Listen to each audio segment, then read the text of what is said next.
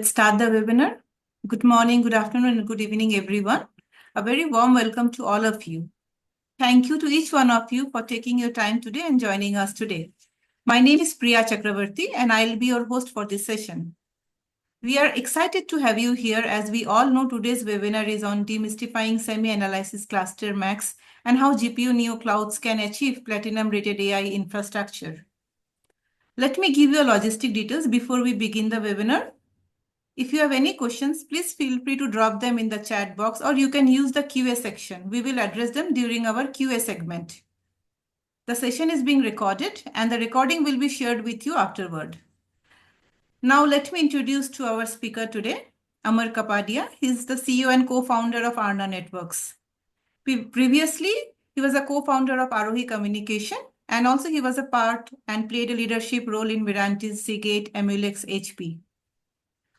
And our next speaker, I welcome him, Milind Jalwadi, who is heading the technical alliances and marketing at Arna Networks. And previously, he was part of Tech Mahindra LTI.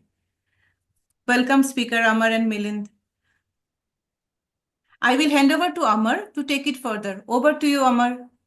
Thanks, Priya. So welcome to everybody. Let's jump into the topic at hand. So we are going to talk about a rating system, a system to rate Neoclouds, which has been developed by a research and analyst firm called SemiAnalysis. So first of all, why do we even need a rating system? So when we talk to end users, we are seeing a pattern. End users are very interested in using GPUs from NCPs, which stands for NVIDIA Cloud Partners, or from Neoclouds.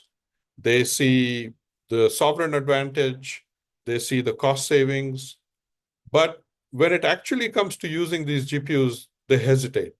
And the reason they hesitate is they have no idea what the quality of the GPUs is, because GPUs from one GPU as a service provider and another one could be completely different in terms of performance, in terms of reliability, in terms of uptime.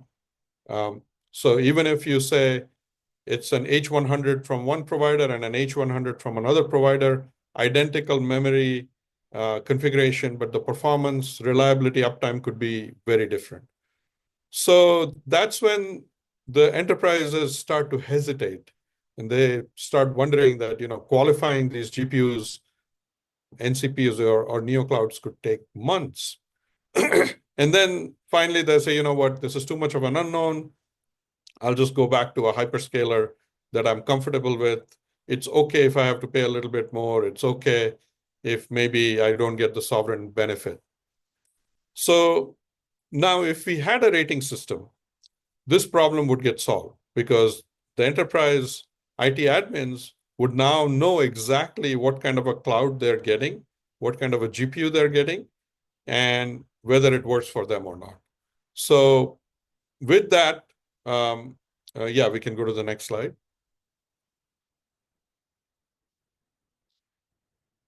So to solve that problem, ClusterMAX is a solution. So what is ClusterMAX? ClusterMAX is a rating system that has been created by, as I mentioned, by a research and analyst firm called SemiAnalysis. It's a comprehensive rating system for GPU, NCPs, and Neoclouds. And their goal is to cover 90% of the GPU market by volume. The rating system is comprehensive. It has, I think, Milind will go through it. It's more than 50 requirements that are quite comprehensive. Obviously, a lot of thought has gone into creating these requirements. We also like it. I'll just say, selfishly, those requirements align with our thought process a lot. So for that reason, we also like it a lot. And it will solve the problem I mentioned. It will help enterprises make informed decisions about which Neocloud and NCP to choose. There are some areas of improvement for ClusterMAX from our standpoint. When they look at GPUs by volume, right now the list is small. So the number of NCPs and Neoclouds covered by ClusterMAX is small. And we feel that SemiAnalysis needs to expand this list and maybe not worry about the volume so much, GPU volume, but look at covering more and more NCPs and Neoclouds. The rating system is skewed towards training. And as the world is moving to inference and fine-tuning and computer vision and other use cases, I feel some of the requirements may need to adapt. So they may have to split the requirements, saying if you are going towards training, then here are the requirements. If you're going towards other use cases, here are the requirements. So that may need to change a little bit. And finally, the rating system needs to be a little bit more transparent. Right now, we feel it's not exactly clear how they calculated that so-and-so is platinum or so-and-so is gold, etc. So hopefully this gives you an idea of what is ClusterMAX and help. And by the way, the opinions expressed here are solely that of our opinions and nobody else. Okay, we can go to the next slide. So the SemiAnalysis ClusterMAX rating system has 5 ratings. At the bottom, it starts with Underperform. Then it goes to bronze, silver, gold, and platinum. Obviously, platinum is the highest tier you can get. It's means that it's an extremely high quality cloud, and Underperform means not that great, obviously. They have 50 plus requirements spanning 9 categories. You can see the 9 categories here, starting with security, lifecycle and technical expertise, reliability and SLAs, Slurm and Kubernetes offerings, nickel-rickel networking performance, storage, health checks and monitoring. Health checks can be active or passive, pricing and consumption model, and then finally, what technical partnership the Neocloud or the NCP has. And as you can imagine, this is quite a bit of effort to get to even a silver or a gold, set aside platinum, even to get to silver or gold is a lot of effort and requires a strong engineering team, which puts in many man years. So what we are going to do next is we are going to give you a flavor of these requirements. And in interest of time, we are not going to go through each requirement. That'll take 2 hours. So what we would invite you to do is, if you would like to go through these requirements in more detail, please reach out to us. What we can do is we can set up a one-on-one meeting with you, and we can review these requirements in much more detail. And again, like I said, this is our interpretation of the requirements. And we can certainly tell you how we perceive them, what we think of them, and what we think is required to get that requirement right. So with that, next slide. So I'll hand it over to Milind at this point. He will go through, like I mentioned, just a high-level overview of the requirements. And again, these are our interpretations. So we looked at SemiAnalysis' document and applied our thinking onto it and extracted these requirements for you. Go ahead, Milind. Well, thanks, Amar. So, as Amar has given you the overview, let's go into some requirements, and it's difficult to go through detailed requirements, each and every requirement, but we'll try to give you an overview of what SemiAnalysis ClusterMAX rating is all about. So let's start. So this is on the security part. So security is first and foremost very important when you need to provide your GPU infrastructure to multiple tenants, right? So let's go through a few of important security related features that needs to be implemented. So the first is, like, if it's an Ethernet ROC network, then you need a isolated Ethernet network with VLAN or VRF kinds of isolation, so that whatever the compute nodes or the resources that the tenants are allocated and the communication between them, that is fully isolated. So one tenant is not able to access any other tenant's resources and vice versa. So at the network level, we need to ensure that the proper overlay network is set up, and this can be done through VXLAN, VRF mechanisms, and that is what ClusterMAX has identified, that the Neocloud providers, should ensure that each tenant resources are isolated through a proper, overlay network. So now, if that is an Ethernet network, that is well and good, but in few scenarios, we'll also have the InfiniBand network. So there are various InfiniBand net isolation mechanisms and the security mechanisms that is here covered in point 2. So just a second, sorry. Yeah, that is covered in point 2. So P-key is one mechanism where you are able to isolate multiple tenants on an InfiniBand network so that the traffic is secured between the tenants.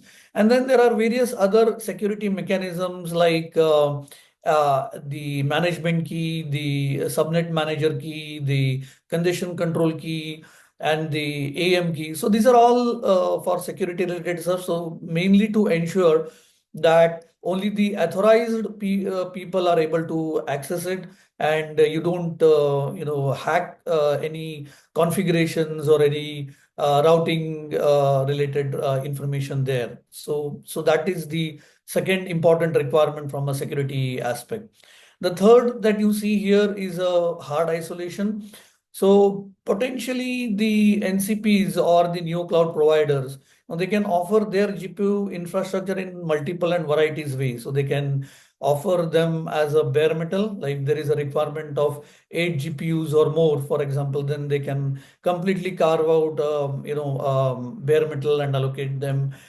Then you can also allocate virtual machines in case if the requirement is less than 8 GPUs, then you can allocate through virtual machines.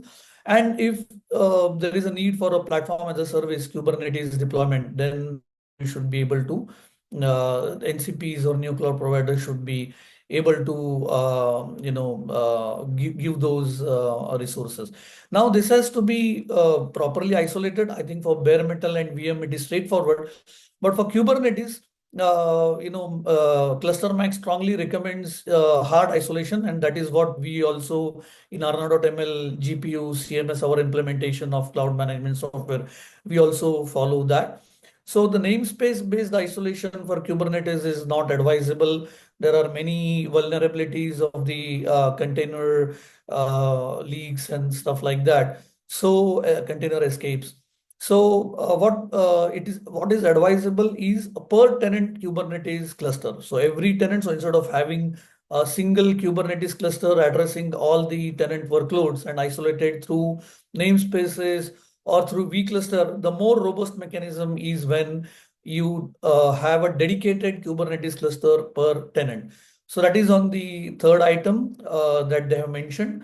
Then there are some standard, audit logging, tenant activity monitoring, I think data encryption at rest and transit. I think these are pretty standard stuff. And then the sixth point that you see here is the relevant certification. I think ClusterMAX rating system, or even they have mentioned that these certifications are very important. The SOC 2, the GDPR certifications, which are which will instill the confidence for your enterprise customers that the cloud is really secure. Seventh is the security checklist for tenants. So it is like how will the your consumers, the customers, would get a confidence that this infrastructure that you're providing is really secure. So it is like how do you ensure that the Coke and Pepsi can be on the same physical infrastructure but still strongly isolated? So how do you instill that confidence? What are the security related checklists that you provide, or you say that you have validated this, and that is how you'll install the confidence in them. And then finally, the DPU based tenant isolation. So I briefly touched upon the point 3, where you can have bare metal, VM, and Kubernetes. But if you notice, like if it's a VM, so imagine if on the same physical host there are multiple tenant VMs Then from a VM perspective, it is isolated. But what about networks, right? So then you can really have lots of GPU related functionalities, use cases that you can bring in, like host-based networking. So utilizing DPU, you will ensure that through host-based networking running on DPU, the VMs, though belonging to different tenants, on the same physical host are really isolated, right? Then there can be many other use cases like secure boot, the encryption and decryption, so on and so forth. So this is a on the security related requirements from a ClusterMAX. Let's move to the So next one facet. comment on that, Milind, just if you could go back. Yeah, I think this is where we see an extremely wide range of Neoclouds and NCPs. Some that, for example, provide one Kubernetes cluster and carve it up across multiple tenants. Some, for example, don't use any InfiniBand isolation. So this is one place where we see a lot of weakness, frankly, across Neoclouds and NCPs. Go ahead, Milind. Yeah. Yeah. So let's move to the next facet, which is Slurm and Kubernetes offering. So, one of also the important aspect that semi-cloud ClusterMAX has brought up is, what is the time to value? Like once you give the infrastructure to the end customers, from that time till the time that they are really able to execute their use cases, something of a business value, how much time is spent, and how Neoclouds or NCPs fare in that regard. So actually, this requirement is, that you shouldn't just be providing the infrastructure, the isolated infrastructure, that you should also be providing good platform features and, other AI ML tools, for example, so that your time to value is really fast. So in that regards, they have mentioned few of these requirements here. So as you all know, Slum is a popular job scheduling software, in the HPC world. And what they're advocating is, you should provide a managed Slum so that the end customers are not, bombarded, or they don't carry the burden of, installing, configuring the Slum. And then this Slum also has to serve the purpose so it should be effective job scheduling, and so on and so forth. So there are lots of technical stuff underneath, and so they are telling that you can probably take some vendor support, instead of just using the open source Slum. So that is on point number 9. But the main point is you should offer some of the job scheduling features on top of the hardware. And then some value additions are there on the point number 10. So your Slurm also needs to be topology aware, because when the Slurm needs to schedule the jobs, it needs to ensure that the GPUs that it is selected, those are not physically far off, the hop between the GPUs is minimal, so on and so forth. So therefore it needs a topology awareness. So that is where the topology.conf comes in. And then Pixis is also one of the plugins for Slum, where you can run your container workloads through the Slum job interface. So then that plugin, you give the value addition that if you are having a container workload, then the Slum job scheduling should be able to take care of the dependencies in a seamless way. And so you're giving the facility or capability to run even your not only the traditional HPC workload, but modern AI ML containerized workloads also. And then few of the machine learning jobs could be using the HPCX or the MPI. And those integrations with Slum are also essential, because the topology awareness will come there, and you'll have a efficient job scheduling on the Slum. So that is all detailed on the point number 10. Point number 11 is manage Kubernetes with auto scaling. So because the AI ML jobs are dynamic, and you really don't need you shouldn't be having any manual ways of detecting that your cluster is overloaded, and again have some manual steps to increase the capacity of the Kubernetes cluster, so on and so forth. So that is on the point number 11. Point number 12 talks about Kubernetes lifecycle management and observability, all in an automated way, for example, so that you're able to monitor the health of your PaaS cluster and take the corrective actions. Next point also talks about the topology-aware job scheduling. So with the NVLink, or whether it's an InfiniBand, whether it's PCI, your job scheduler must be intelligent and it shouldn't be generic, so that based on what topology tenant has created or has subscribed to, depending on that, it does an efficient job scheduling activities. And then separate Kubernetes cluster for each tenant as opposed to namespace isolation. I think I covered that. So these are again main, highlighting on Slurm and Kubernetes offerings. These are basically the platform features that that the NCPs or Neocloud providers should support or consider these. I'll move on to the next item. Next item is storage. Now, storage is a very essential part of all of this mix, because first and foremost you need to import your training data in the Neocloud. That should be very easy. And secondly, the training data, all the weights and balances that they have captured, that's very sensitive. The customers have spent many dollars on GPUs, and they have that data, so that needs to be really secure.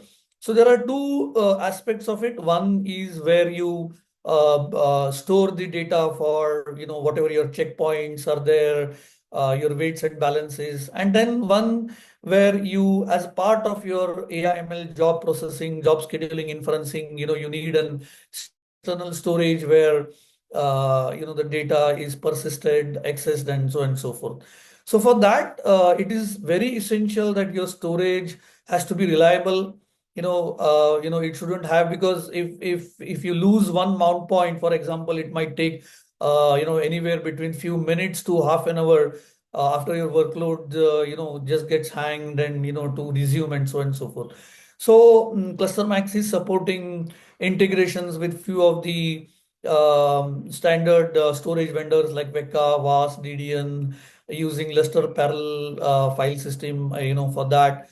Then managed S3 compatible object storage, which I mentioned. And apart from that, of course, very essential is the tenant data isolation. So your storage provider should ensure that your tenant data is very secure. They give you APIs, and so that your data is secure. And we also need to take care of the networking part of the storage, because lots of your tenant data, every tenant could be accessing the same storage data. So even the communication between your tenant specific GPUs to its storage, that also needs to be isolated. So those are all the storage related considerations that has been mentioned in point number 16 to 18. Well, then from point number 19 to 24, it is your networking performance, the nickel, the RCCL networking performance. So this is also very, very essential, because for all your LLM trainings, your inferencing, or your SLM, based on what topology is there, which GPU nodes, how they are connected, it has to be optimal in its performance. So they have specified a bunch of requirements for that. So they are telling that you should validate your performance based on your size of the data. So based on, because there would be based on various use cases, the sizes will vary. So for all the sizes, your network, your compute, and all these setups should give you optimum performance. Number 20 is actually the design part. Actually, if you look at it, there are two parts where your design should be correct, and once your design is optimum, then you test your design, whether it is perfect. And once you test that, then on the day two operations, if there are any issues, how do you ensure that you still get a performance? So you can broadly categorize from 19 to 24 in those buckets. So so number 20 is all start with, you need to have a proper design where you design a non-blocking rail optimized fabric design. So that for east-west traffic, you ensure that you always allocate the GPU in a rail, so that there are minimum hops. If at all you assign the GPUs for in a different pod, then you have proper network configurations, network connectivity. But then you need to design that. So that is about number 20. And then there are various tests that you can do. Like this is number 21, talks about the throughput monitoring per job via monitoring plugins. If you take the whole data center and you just execute those NCCL scripts, so at an NCP admin level, you might get the performance statistics. But what is more important is tenant specific. Based on what tenant has allocated, can tenant get a view of how their jobs are performing, what is the delay for their jobs and things like that. So need to have some plugins which will actually capture the tenant specific data, and then you should have a capability for your tenant on the dashboard to actually select their jobs, and then through that NCCL test, whatever they have done, they should be able to have their own data to be visible. So that's very important. That is on point number 21. Dynamic fabric telemetry is what I said is, now you have designed it correctly, you have done your NCCL test, all is good. But what about day two? Because day two is very dynamic, right? Whatever you have designed, that might not go well. So you need to have a dynamic fabric telemetry. What it means is, in real time, you should all collect the statistics, the network, the GPUs, the storage, how is your network throughput, so on and so forth. And you should, based on that, derive some decisions on how the performance is there currently. That is number 22. Number 23, of course, topology aware tenant allocation. Very important. You can't just allocate, whatever the tenant requests. You just can't allocate any node anywhere. And this is all very topology driven. So there has to be an intelligent mechanism of allocation, whether it's a bare metal VM and so on and so forth. So that is on number 23. Number 24, the Sharp, I think that is being used by very few NCPs. I should say very advanced NCPs, because that is where on your InfiniBand fabric you achieve optimizations on some of the NCCL computations. So tuning that properly is all captured on 24. So yeah, that is on the networking performance, various aspects that you need to take care of. Let's move on to the next category. So the next category here is reliability and SLA. So a few of the points that are mentioned here are clearly published with SLA event definitions. I think that is pretty standard. Few of the important items here that I would like to really touch is number 26, active and passive health checks for auto healing. So in order for you to provide a reliable and a SLA compliant what you have advertised, you can't be reactive. So you need to have some active and passive health checks mechanisms where you actively do some health checks on the GPUs, or you monitor the GPU events, and you ensure and you take some actions based on that. So if you find some GPU unhealthy, you could possibly will not schedule, mark that GPU as unhealthy, and will not probably schedule new jobs on that node, or you will also probably take care of rescheduling the jobs that are on that GPU or on that compute somewhere else. So that lots of many things that is on number 26. Hot spare availability, where you can always keep few nodes which are highly available, but you don't schedule the jobs, and maybe you can just bring that into the cluster whenever one of the node completely blanks out or goes out. I think I touched upon job auto stop recovery and rescheduling while explaining. Disaster recovery backup policies, I think this is very standard. Again, point number 30th is very important, because what we really want to stress here is all the tooling, all that you have, at an NCP admin level view, very similar tooling you should also be able to provide to the tenant. So tenant SLA metrics monitoring.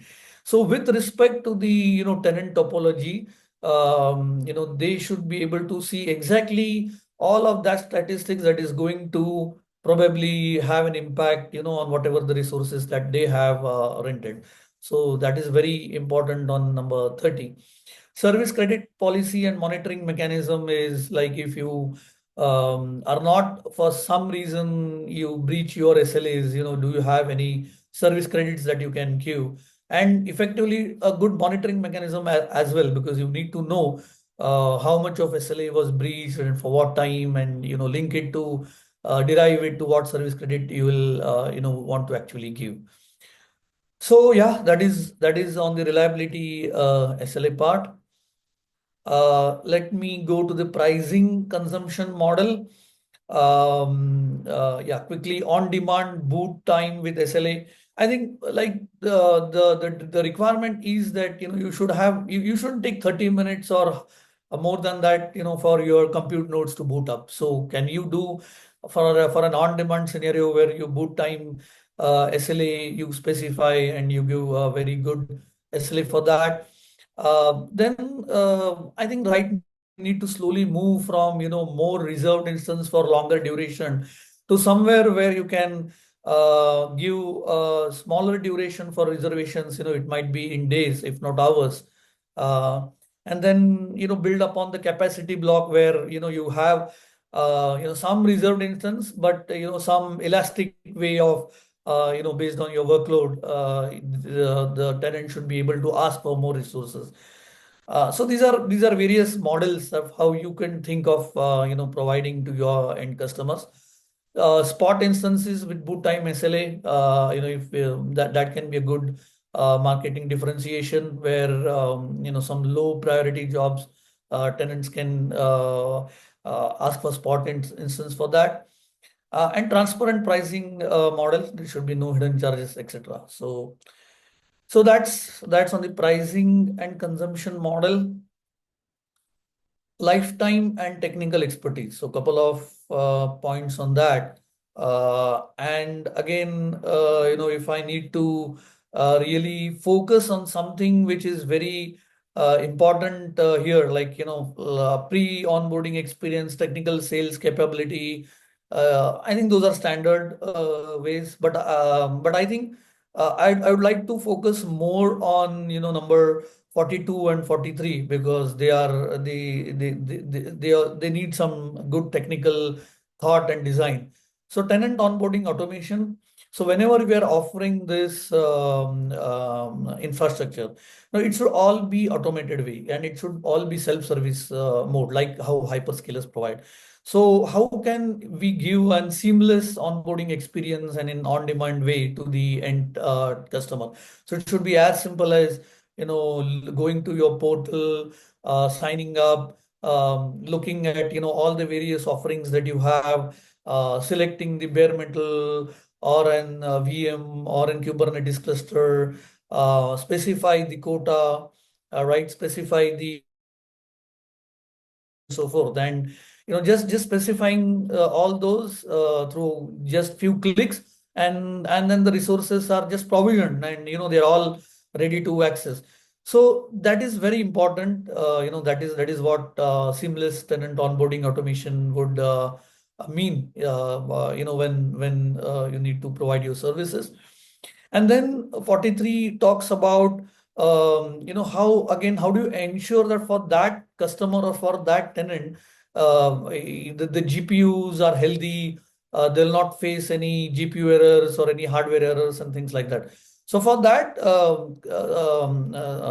SemiAnalysis ClusterMAX is proposing to run some burn-in tests where which should go beyond your standard HPC standard suite of testing, and it should be very use case specific so that you can be as nearer to your live scenarios or live use case scenarios, and where you do the burn-in test, so you can identify how your hardware is, how the tenant hardware is behaving, so that they have a view at least for the duration that they have rented, and that and they'll get the confidence on that SLA. So that is point number 43.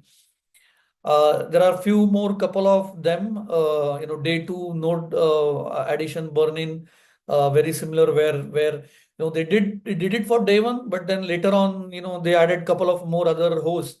I think similarly they would need confidence that they are also validated. Tenant cluster burn-in, I think I just specified. Smooth reboot, meaning you shouldn't have any manual steps after you allocate, after you reboot and stuff like that.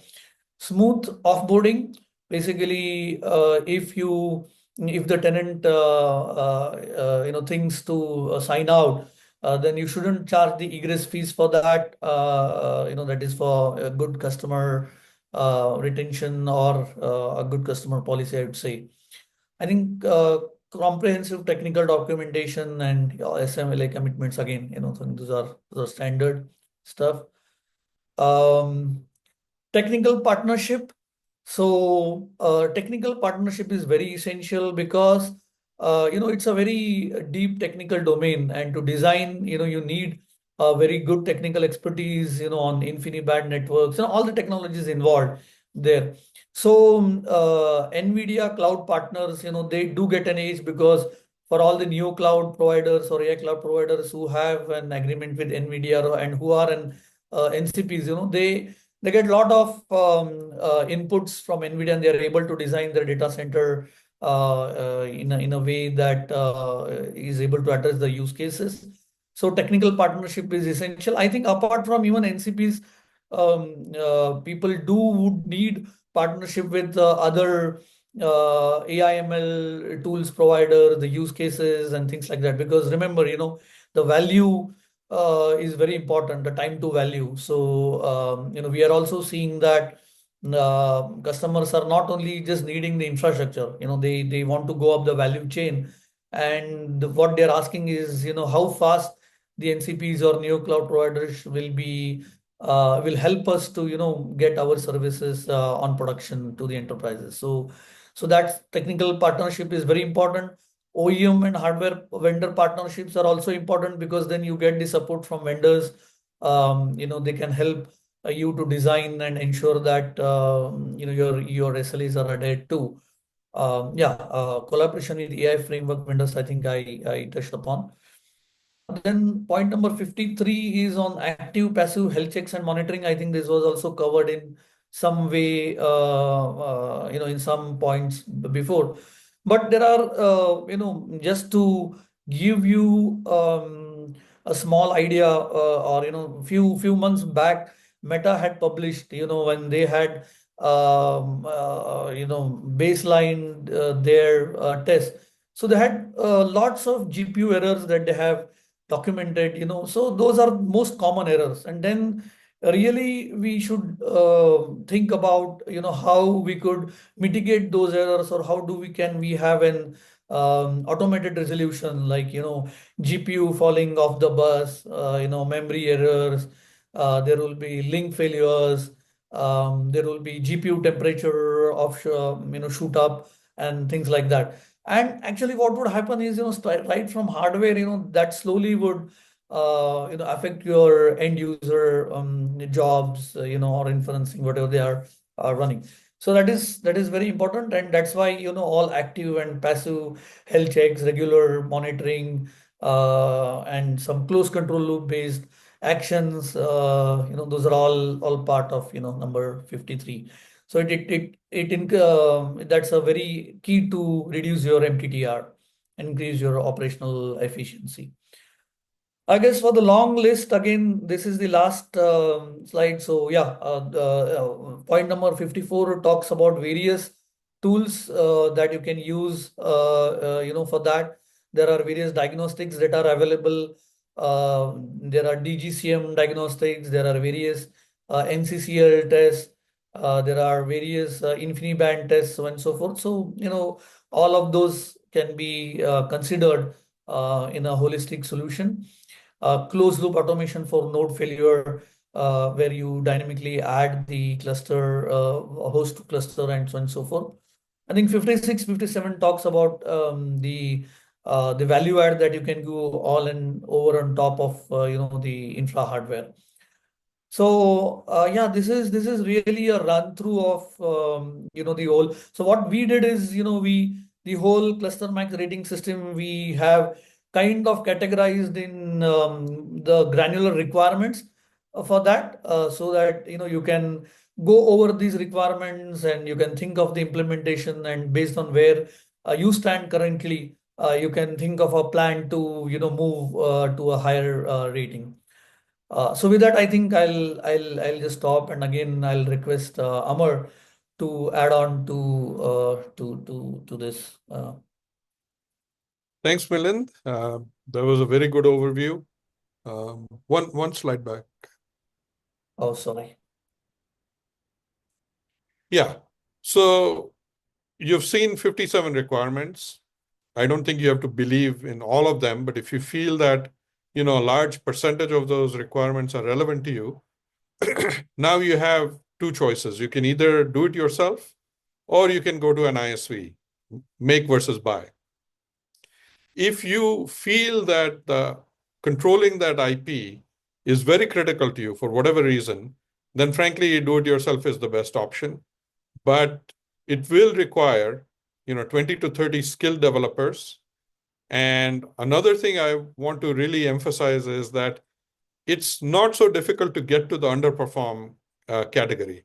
So you can get some engineers, they can go out and get some cloud stack, OpenStack, put something together, some open source technologies together, and you can get to underperform. You can get a very basic system up and running. But to go up the food chain and get to a bronze, to a silver, forget even gold and platinum, just to get to bronze and silver will be very difficult. It will take many, many months. And platinum, of course, will take years. So if you have the stamina and the skill set, then by all means, I think do-it-yourself is actually a good option. However, if you want to get up and running in weeks rather than months, then you have to work with an ISV such as us. And if you feel that your differentiators are not exactly the IaaS layer, but maybe the platform layer or your partnerships or sovereign features or customer support, then again, why waste time on all the infra aspects? You might as well work with an ISV such as us. Okay, next slide. So we do get you up and running very quickly. So you can become an NCP or a Neocloud that gets to sort of the bronze, silver level very, very quickly. And then over time, we can get you to a gold or a platinum. So what our product is called, it's called GPU Cloud Management Software, GPU CMS. And the GPU CMS really allows you to meet the requirements that we just covered, that simply put. So the way the product works is at the bottom, we interface with all the hardware. So with HGX, MGX on the compute and GPU side, network isolation, SpectrumX, InfiniBand isolation, UFM, and quantum switches, storage, VAST-DD and Weka, gateways, WAN gateways, F5, IP Infusion, Fortinet, and something new that we are adding, it's coming soon, is NVLink isolation as well. So partitioning of NVLink. So on top of that hardware is our product, and the hardware provisioning can be through a product like NVIDIA Base Command Manager, or we can also directly go through something like Redfish. The admin console is where the NCP or the Neocloud admin looks at the entire topology, onboards it or discovers it, looks at reconciling the intent versus the actual state, observability, fault management. So a lot of the things that Milind covered are part of our admin console. You can also create tenants, you can create flavors or SKUs, etc. So all of that is available in the admin console. And then the tenant is above that. The tenant has two personas, tenant admin, and a tenant user. So tenant admin is the admin for the entire company or the organization. And the tenant user is the one actually using the GPUs.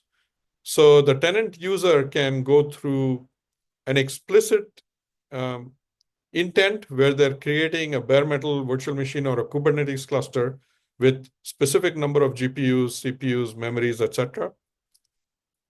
Or they can go through a serverless inferencing approach or a serverless model where they are doing model serving by pointing to a Hugging Face or a NIM model, and then having it automatically scaled. So Milind mentioned the point about automatic scaling. So the model has to scale automatically depending on the number of tokens per second. Or you could have job submission as a service. So all of that, we provide some level of support, and then we provide a rich third-party catalog that you can populate with any software from partners. So it can be Slurm, Run AI, and there are hundreds of PaaS, MLOps, etc. companies that you can choose from depending on your geography, your customer makeup, and your customer requirements. We also have billing. We have integrated with a cloud billing company called Monetize 360. Their GUI is completely integrated with our GUI. We've also integrated with Stripe. And then last but not the least, we have user management with role-based access control. So this was a very, very quick overview of the product. Again, happy to engage with you and go through this in a lot more detail. Next slide. So this is the last slide. So what are the next steps? You can get the entire spreadsheet. So the spreadsheet that Milind presented in slide form, you can get that entire spreadsheet. It has some additional information in it that we kind of cut out one of the columns. So if you want the entire spreadsheet, just contact Milind or me, and we'll give that access to you. You can also get a free trial of our software. You can very quickly try it on a digital twin, so you don't even need hardware to try out our software. Or you can try it on a subset of your hardware if you have 1 or 2 HGX boxes and you want to try our software out in your lab. Happy to do that as well. And then we also, Milind referred to MTTR, mean time to repair. So it's not on this slide, but we do have a MTTR calculator. So you can calculate what types of faults need to be corrected automatically for you to hit a specific uptime SLA. Let's say your uptime SLA is 99.95%.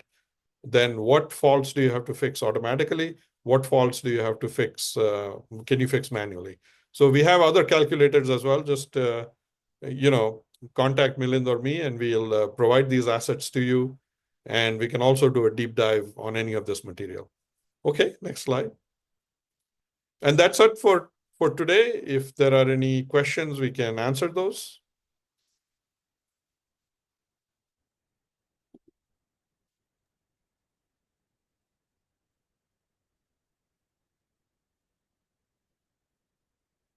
So I noticed GPU efficiency isn't one of the 9 categories in ClusterMAX ratings. Since underutilized GPUs can significantly impact the TCO for AI workloads, is this something you're planning to track or incorporate? Also, do you have visibility onto the average GPU utilization across the platform you're rating? Just curious whether the data is captured or considered as part of the ClusterMAX scoring. So I think it was indirectly there. So you saw the different flavors. You saw on demand, you saw reserved, you saw capacity block, you saw spot. And the whole intent of that is to maximize GPU utilization. Is there specific tools or visibility into the GPU utilization? I'm not aware of any, but that's actually a really good point. Related to GPU efficiency, what is the best KPI you recommend? Is it MFU, flops, etc.? Milind, I don't know if you have any insight on that.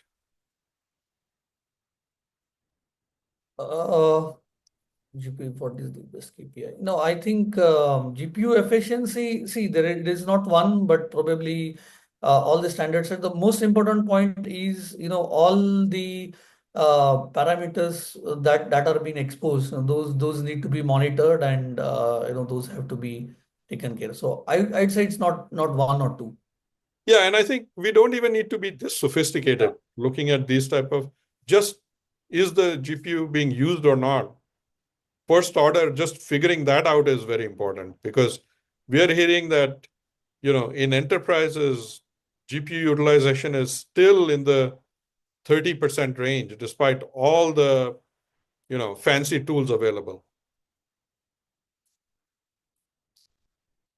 Okay, I see a Thanks, question. Gaurav. In what ways would Arna help Neocloud providers? Which of the desired features it can support with?